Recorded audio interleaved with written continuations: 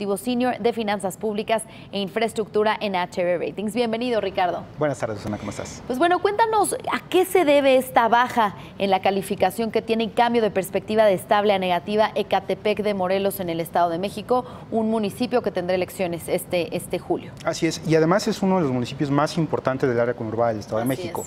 No hay que olvidar que Ecatepec tiene más de 1.7 millones de habitantes, probablemente más, esa es la cifra oficial. Tiene ingresos totales de más de 4,000 millones de pesos al año, es un municipio muy importante. ¿A qué se debió la baja? Fueron 4 motivos importantes. Primero, tuvo un déficit del 13.9% de sus ingresos totales, contra un superávit que esperábamos del 0.2%. Fue un déficit muy importante. El pasivo circulante pasó de un 14.4% a cerca de un 29%. Tomaron créditos de corto plazo de alrededor de 100 millones de pesos y siguen por ahí con un tema contingente que se refiere a su sistema de agua potable, el cual sigue teniendo un problema importante por la contingencia que le representa el municipio. Esto en su conjunto motivó la baja y el cambio de perspectiva. Cuando nosotros damos un cambio de perspectiva, y en este caso negativa, es que pensamos que si bien algunas de las métricas pueden mejorar, no necesariamente puede que esta entidad lo logre y podría traducirse en una baja adicional el siguiente año. Actualmente Ecatepec está en revisión, estamos yo creo que alrededor de un par de semanas más de salir para la revisión de este año, pero en términos generales, ¿qué sería lo que esperábamos o qué sería lo que esperamos al cierre del 2017? Primero, todavía déficit en su balance financiero de un 3.3%, deficitario todavía su balance primario de un 1.8, 2%, un servicio de deuda de 1.3%, deuda neta alrededor del 30%, un 26.9 estimado, que todavía sigan necesitando deuda quirografaria y que su pasivo ILD, que fue una de las métricas que se evaluó el año pasado, se mantenga alrededor del 27%. Si el municipio en la revisión de cuenta pública de este año no alcanza métricas similares a estas, podría todavía tener una baja adicional este año. ¿Y a qué crees que se deba este déficit, este pasivo circulante, créditos de corto plazo, a una mala administración de las finanzas públicas? Tratamos incluso de contactar al municipio de Ecatepec, a las autoridades, para que nos dieran alguna explicación, para hablar al respecto, pero no quisieron platicar con nosotros. ¿Tú qué nos dices? Fue una combinación de varios factores. Si lo ves desde el punto de balance, año contra año, ingresos recaudan menos ingresos. Esto en general, para la recaudación local es una mala noticia. Tener menores impuestos, derechos, productos y aprovechamientos pues siempre es una mala noticia porque es uno de los motivos de los cuales se depende el resultado en balance. Segundo, gastaron bastante más de lo que ingresaron. Por un lado, es gasto corriente, que tampoco es una buena noticia. Aumentar la nómina, aumentar servicios generales, aumentar transferencias, en general no es un buen comportamiento en un subnacional.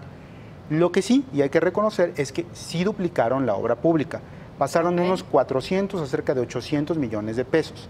Sin embargo, cuando hacemos el análisis de movimientos entre el flujo de efectivo, el movimiento en bancos y el movimiento en pasivo circulante, básicamente todo ese déficit fue financiado a través de proveedores y acreedores, lo cual, combinado, hace que el perfil de riesgo tenga, en términos generales, un mayor nivel de riesgo. Entonces, ¿qué pasa en Ecatepec? Recaudaron menos, gastaron más, que si bien fue obra pública, uno de los factores del déficit, también lo fue el gasto corriente. Entonces, para que Ecatepec regresara o se mantuviera en los niveles de calificación actuales, tendría que cerrar esta brecha entre ingreso y gasto. El tema de obra pública se entiende que haya sido en un año, pero si esto fue extraordinario, como debería ser, pues tendría que recuperarse en el siguiente año. Creemos que la posibilidad existe, pero sí puede tener algunos factores negativos. No, y además en año electoral pues podría seguir incrementando este gasto corriente, ¿no? Y no es trivial, o sea, no es aleatorio que ocurra justo un año antes del periodo electoral.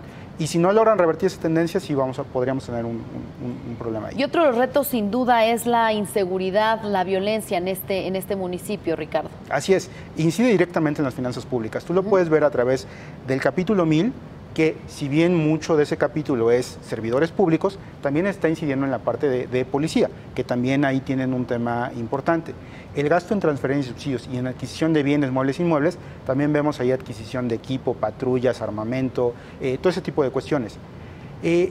El municipio de Ecatepec y el Estado de México en general está sufriendo este tipo de fenómenos. O sea, sí está teniendo incidencia en su finanza pública, fenómenos como la delincuencia ya sea organizada o inclusive de bajo impacto, pero que definitivamente es parte de las obligaciones de un municipio tratar de cerrar esas brechas. ¿Municipio ganador o perdedor? Mira, perdió el año pasado un nivel, sobre todo lo importante de la pérdida de ese nivel es que es justo en los rangos de As. Ahorita ya está en niveles de triples Bs y en ese sentido te tendría que decir que perdió calidad crediticia el año pasado.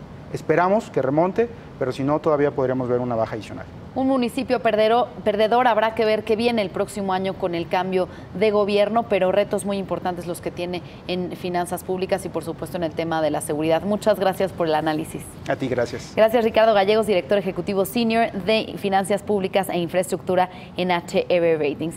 Y nos vamos a otros